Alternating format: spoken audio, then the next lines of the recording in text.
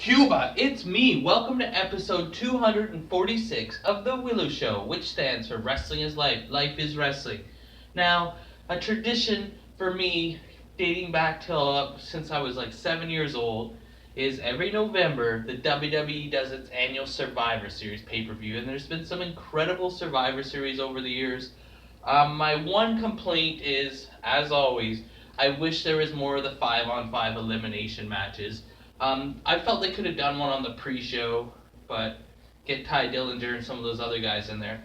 But all in all, it was a good pay-per-view in my opinion. I really liked it, and I'm not. Everyone always compares the NXT show to the Survivor Series.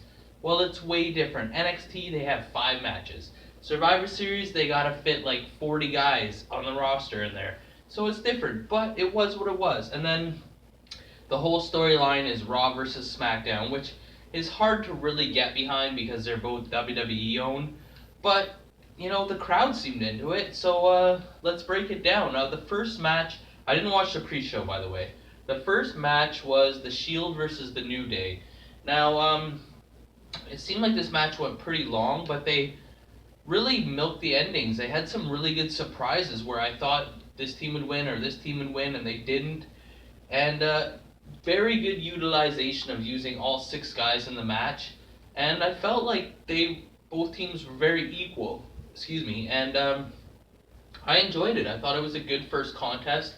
It's just basically for bragging rights as the 3 groups. And is there any other doubt? I know New Day's been a great faction, but the Shield, they've all been world champions. And if New Day ever splits up, Kofi and Xavier are just going to be a job tag team while Big E will do something. And whereas the Shield, the 3 of them by themselves have all done big things. But it didn't surprise me that that Roman got the win at the end. That's how it's supposed to be, or did he? I don't know. But I remember the Shield won. I'll tell you that. But yeah, they of course make Roman look strong. It's almost like they put the Shield back together to kind of give Roman a little bit more of a face push. But no, it was a decent match. And then the second match was, what was it? The women versus the SmackDown women versus SmackDown Raw? I believe that's what it was. Am I wrong here? I don't know if I'm wrong or not. I'm trying to remember the order, but I'm not quite sure. I think that's what it was. If it was the women's match, I really enjoyed it. I thought it was one of the best matches on the card. The action kept going. There was a lot of surprises in it that I didn't expect. And yeah, it was because Asuka won, so it made Raw up 2-0. So yeah, I expected that. A lot of this pay-per-view was pretty predictable, but you can kind of see where they're going with the storylines. But they made Asuka look really good, which doesn't surprise me, as I'm assuming she'll go on to fight Alexa Bliss. I thought it was really good, well done. Like, they had a lot of action, and I just loved the elimination matches. I felt it was even better than the men's elimination match. And they kept the action going. They had a few surprises. Everyone got their chance to shine and whatnot. Like, I was surprised Becky and Bayley were the first out. I liked how they made Tamina look very strong in this. Like, man, I think her and Asuka could have a really great one-on-one match, but it's the best I've seen Tamina in a long time. I really liked the thing with her and Nia Jax showdown. That was really well done. And the goal of the story was put over. So then we had Baron Corbin versus The Miz. And it's obvious to me here that The Miz is turning face. Even by acting like a cowardly heel and having the extra backup, he's still getting the most cheers. But I thought it's not going to hurt Miz any for him to take a loss, how over he is right now. So I guess, do the right thing, give Baron Corbin the win. But you also know they're looking not who to put over, but how to make it so that last match means a lot. It's got to be 3 versus 3 going into the last match. So, you know what? It's good for Baron Corbin to get the win, and I liked how it was just out of nowhere, the finish. But I wasn't huge emotionally invested into this one. And then it was the tag team match, and this was my favorite match. I love the Bar. Like, they are the Bar. They set the bar. That's what tag team wrestling should be. 2 great guys that are great as singles who have now been together for like a year and they gel well. and it was really well done. I really enjoyed that match. The Usos have always been great, but they seem to just be getting better and better, and they had a lot of crazy spots that I thought were really unique and well done, and really, this was my favorite match of the night. And then we moved on to Charlotte and Alexa Bliss, and this really showed me how much better Charlotte is than the rest of the women. Like Alexa Bliss has done well for herself for still kind of being green.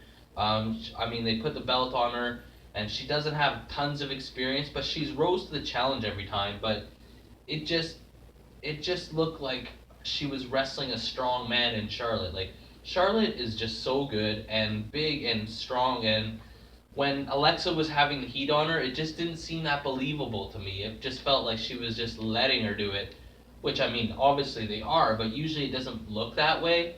And I was happy when Charlotte got the win. Charlotte's my favorite women's wrestler, but it was not a bad match. Like they really pulled out everything they could and did the best they could with it. And the only thing I didn't like was when she pinned her, and then she went to hook the leg, and then she was like, "Oh yeah, hook the other leg." So then she hooked the other leg so Charlotte could get the foot on the ropes. It was just too obvious. Like, if you screwed up and forget, then just go with it. But other than that, fine match for me. And then Brock Lesnar versus AJ Styles. I wasn't expecting much here. Everyone's been saying on social media that it was the best Brock Lesnar match they've ever seen, or at least in a long time, and it was a 10 out of 10 match. I don't know about that, but I really enjoyed it, and to me, it felt like a fight. Like, it felt like they didn't plan any of the moves or go and choreograph any of the spots. Like, it almost just felt like AJ Styles did whatever he could. Like, it was like a real fight that way, where he was actually just throwing whatever he could at the beast. Like, you know, when he goes for that upside down kick or whatever, that I don't know what they call it, where he does like a backflip into a kick. Well, Brock wasn't even all the way up, and he just went and did it. And when he was doing his forearms, it looked like Brock was out of shape in this one. Like, it looks like he can't go past the 7-minute match. He looked like he was really tired, and he forgot a lot of stuff if they did plan it. But kudos to AJ Styles. He got his ass beat in this match, and he took a couple of real nasty suplexes and whatever. But this guy is tough, and he went toe to toe with the guy way bigger than him, way stronger than him, and it worked. The crowd liked it. Makes sense, obviously, for Brock to get the win as setting up for the main event. Now, the main event wasn't bad. I just felt the women's elimination was better. It was great to see so many pairings, and like when each guy. I think having the old guys was kind of cool because you could see some of the new stars now matching up with some of the legends. So it was kind of good that way, because every time someone came in and they hadn't faced each other before, it was a big stare down, it was a big pop from the crowd, and they didn't really have to do anything. It doesn't even look like this match was planned at all either. It was like, just call it on the fly, you know when you're going out. I was kind of shocked about the eliminations and whatnot, but after the ending and you see where they're going with this story, like, this is all, we're on the road to WrestleMania now, so they're just kind of sketching some things in the sand, and it may not be decided 100% where they're going, but they've laid a few tracks so they could go this way or this way or this way, and it made sense. I mean, it's going to make for a decent Raw, hopefully, anyway, that the Raw team won, but Triple H had to do it himself, and I'm sure Stephanie will say something like this, but I'm so confused. Like, is Triple H a face? He's a face because he runs NXT and everyone loves him there, but then he's a heel. Like, they should just make him not involved with that. He should be NXT and represent NXT and be a face, and not even have it storyline like him and Stephanie are not getting along. But it was an enjoyable match. Nothing spectacular. It was good to see Angle more in this match than he was in the other match at the last pay-per-view, and wearing his real tights and whatnot. But I liked it. I was surprised at some things. I'm not surprised that Braun didn't get pinned. That didn't surprise me at all.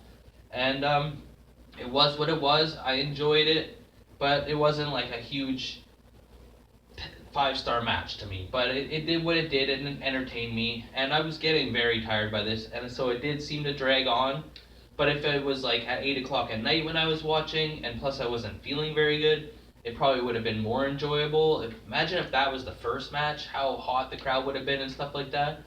But all in all, it was an enjoyable Survivor Series pay-per-view. I don't really have anything negative to say about it. I try and find the positive in everything. And I liked it. And out of the whole weekend, though, the only match that I'll ever watch again is the Velveteen Dream match from the NXT. But I want to hear what you guys have to say. What matches did you like? What did you dislike? Um, let's have some comments, because as always, on the Willow Show, like or you get a leg drop, comment or you get a clothesline, subscribe or you get a suplex. I'm your host, Elian Habanero. I love wrestling. Cuba!